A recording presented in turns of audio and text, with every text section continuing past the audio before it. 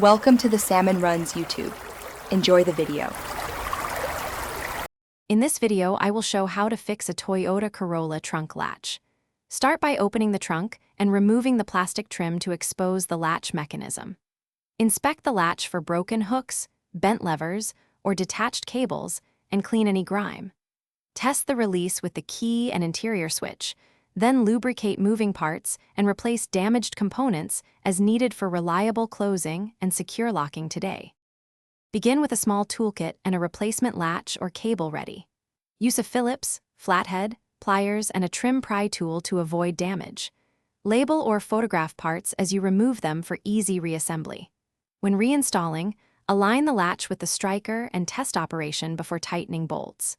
Check wiring for corrosion and test the actuator with 12V if needed to confirm electrical function and keep small parts secure.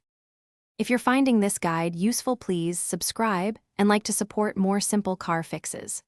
Quick recommendation: the Shark AI Ultra Robot vacuum handles dust and debris so I can keep the garage clean between projects, and it responds to voice control for hands-free tidy-ups. Check the description for the link and current deals, and consider it if you want less sweeping after repairs. Now let's get back to the video.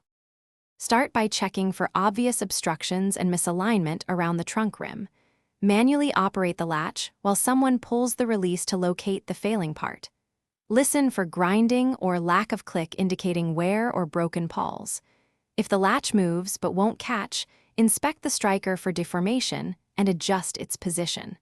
For intermittent failures, test the electrical release and secure any loose connectors, and take photos during diagnosis to track changes. Thanks for watching. Consider subscribing if we helped you.